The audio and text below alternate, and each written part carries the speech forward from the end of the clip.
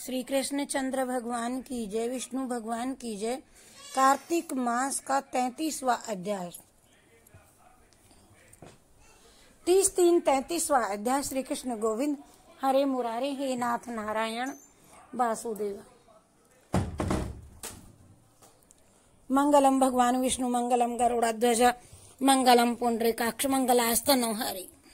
शांताकारं भुजगशयनं पद्मनाभं सुरेशं विश्वाधारं गगन स्रजसं मेघवर्णं शुभांगं लक्ष्मीकान्तं कमलनयनं योगिर्भिर्ध्यानगम्यं वंदे विष्णु भव्यहरं सर्वलोकैकनाथं। इस 33वें अध्याय में पीपल और दरिद्रा की कहानी आएगी, लक्ष्मी जी की कहानी आएगी। जय श्री कृष्ण। सूत जी ने कहा कि इतनी कथा सत्यभामा को सुना करके भगवान श्री कृष्ण चंद्र जी महाराज जी संध्या करने के लिए महल के भीतर चले गए। ये कार्तिक मास का व्रत विष्णु भगवान को अत्यंत प्रिय है तथा भक्ति का प्रदान करने वाला है।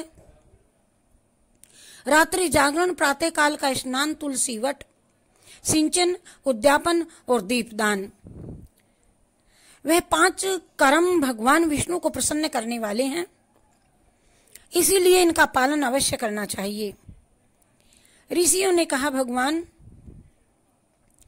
विष्णु का प्रिय, अधिक फल का देने वाला, शरीर के रोम रोम को प्रसन्न रखने वाला, इतिहास पूर्वक जो कार्तिक माहात्म्य आपने कहा है, मोक्ष की चाहना करने वालों या भोग के इच्छुक मनुष्यों को यह व्रत अवश्य करना चाहिए।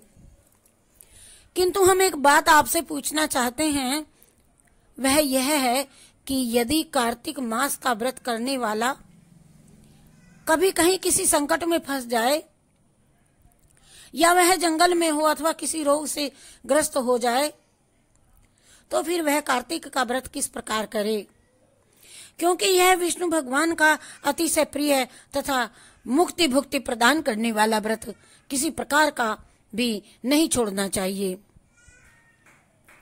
श्री सूत जी ने उत्तर दिया कि यदि कार्तिक व्रती किसी संकट में फंस जाए तो वीरता के साथ भगवान शंकर तथा भगवान विष्णु जी के मंदिर में जाकर के जागरण अवश्य करे। यदि भगवान शंकर का मंदिर या भगवान विष्णु जी का मंदिर पास में न हो तो जिस किसी भी देवता का मंदिर पास में हो उसमें जाकर के रात्रि जागरण करे। अगर घना जंगल हो तो फिर पीपल के वृक्ष के नीचे अथवा तुलसी के वन में जाकर के जागरण करें। भगवान विष्णु की मूर्ति के सम्मुख बैठ करके भगवान विष्णु जी का कीर्तन करे। ऐसा करने से 1000 गौओं के दान के बराबर फल प्राप्त होता है, मिलता है। जो व्यक्ति विष्णु जी के कीर्तन में बाजा बजाता है उसको वाजपेयी यज्ञ के बराबर फल मिलता है, और हरि कीर्तन में नृत्य करने वाले प्राणी को समस्त तीर्थों में स्नान करने का फल मिलता है।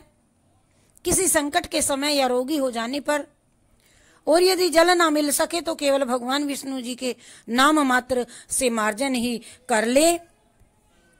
यदि उद्यापन न कर सके तो वह व्रत की पूर्ति के लिए केवल ब्राह्मणों को भोजन ही करवा देवे, क्योंकि ब्राह्मणों के प्रसन्न होने से भगवान विष्णु जी भी प्रसन्न रहते हैं। यदि आप दीप दान न कर सकें तो दूसरे के दीप की वायु आदि से भली भांति रक्षा करें, और यदि तुलसी का पौधा पास में न हो तो वैष्णव भगवान ब्राह्मण की ही पूजा कर लेवे, क्योंकि भगवान विष्णु सदा अपने भक्तों के निकट ही रहते हैं। इन सबके न होने पर व्रती ब्राह्मण गौ, पीपल और वट वृक्ष की श्रद्धा से सेवा करे। और शौनक आदि ऋषियों ने कहा, आपने गौ तथा ब्राह्मणों के सदृश पीपल और वट वृक्षों को क्यों बतलाया है, और सभी वृक्षों में पीपल का वृक्ष और वट वृक्ष श्रेष्ठ क्यों कहे गए हैं? तो हे सूत जी ने कहा, पीपल का वृक्ष साक्षात विष्णु भगवान है, वट वृक्ष साक्षात शंकर भगवान है, और पलाश का वृक्ष साक्षात ब्रह्मा है। इन वृक्षों की पूजा, सेवा तथा दर्शन से सब पापों का नाश होता है। ऋषियों ने कहा, प्रभु, हम लोगों को इसमें शंका है कि ब्रह्मा, विष्णु और शंकर वृक्ष रूप क्यों हुए? आप कृपा करके हमें बतलाइए। श्री सूत जी ने कहा, प्राचीन काल में भगवान शंकर और पार्वती विहार कर रहे थे कि उस समय उसके विहार में विघ्न डालने के विचार से ब्राह्मण का रूप धारण करके अग्निदेव वहां पर गए और विहार के आनंद का नाश हो जाने के कारण से क्रोध में भरकर के पार्वती जी ने समस्त देवताओं को श्राप दे दिया। पार्वती जी ने कहा, हे देवताओं, विषय सुख को कीट पतंगे भी जानते हैं,